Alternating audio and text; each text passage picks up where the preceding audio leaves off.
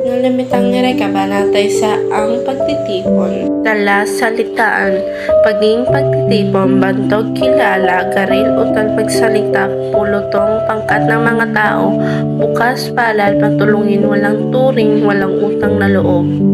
Mga pangunahing tauhan si Padre Damaso, Kapitan Tiago at si Teniente Guevara. Naganda ng isang magardong salo-salo si Don Santiago de los Santos o mas kilala bilang Kapitan Tiago. Dahil mabuting tao at kilala sa buong Maynila, agad na kumalat ang balita tungkol sa pagtitipong gagawin sa Kalian Luwagi.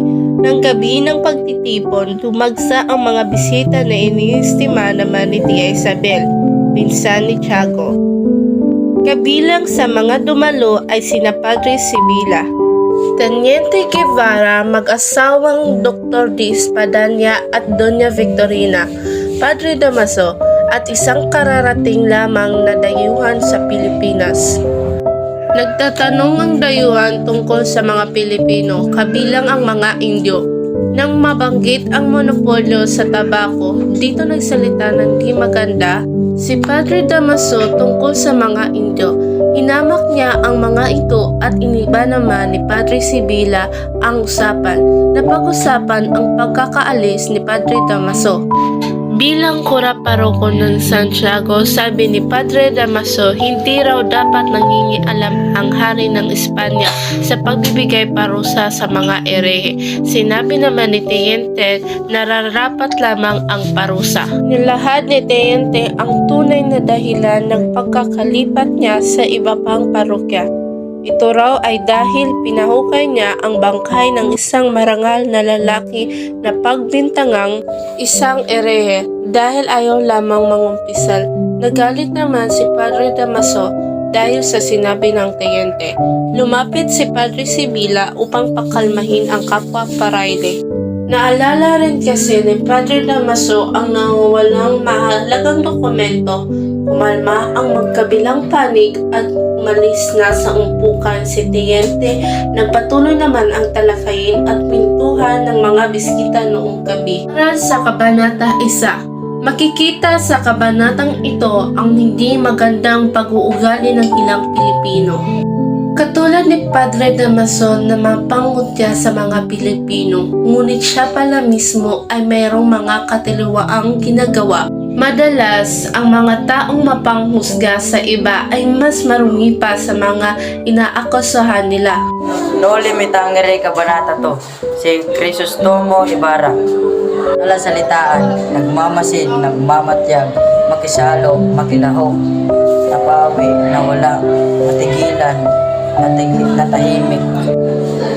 Nakipagkamayan si Kapitan sa lahat ng kanyang bisita at panauhin.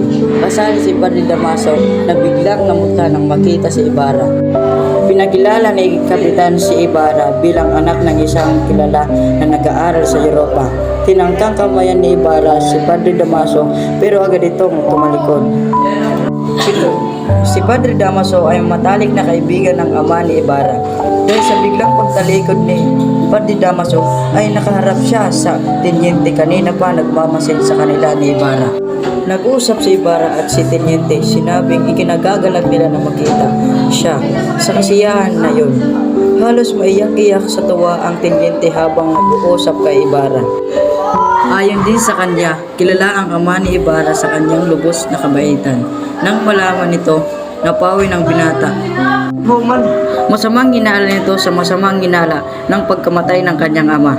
Nang palapit na ang magkapunan, inimbitahan ni Kapitan Tiago si Ibarra ng pananghalian kinabukasan. Aral Kabanata 2. Sa kabanatang ito, ang aral na maipupulot ay hindi lahat ng tao na pinagkatiwalaan mo ay tatayo sa tabi mo habang buhay. Minsan sila pa ang magpapabagsak sa iyo. No limitang kabanata 3, ang hapunan.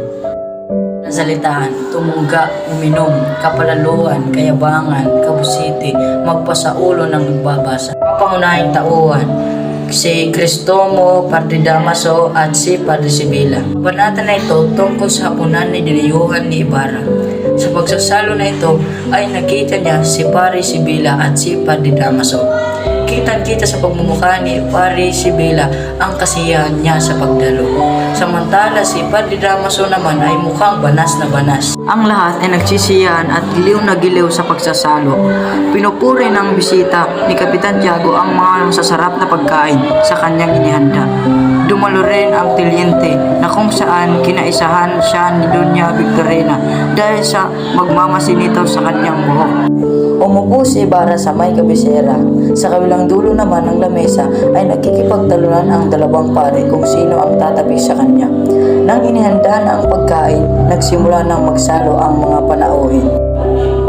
Nakipag-usap si Ibarra sa mga panauhin at kuninto sa kanila kung saan ang kaniyang kinaroroonan. Nalaman ng mga kausap ni Ibarra ang kanyang mga pinuntahan sa nakaraang taon ng kanyang pagkikipagsapalaran sa ibang bansa. Nyabi niya rin ang kanyang mga natutunan bukol sa wika tulad ng iba't ibang kasaysayan ng bansa ng kanyang pinuntahan. At upang hindi ka magkaroon ng kaaway, mahalaga rin ang pagiging makabayan kahit may hindi magandang naidulot ng isang tao sa iyo.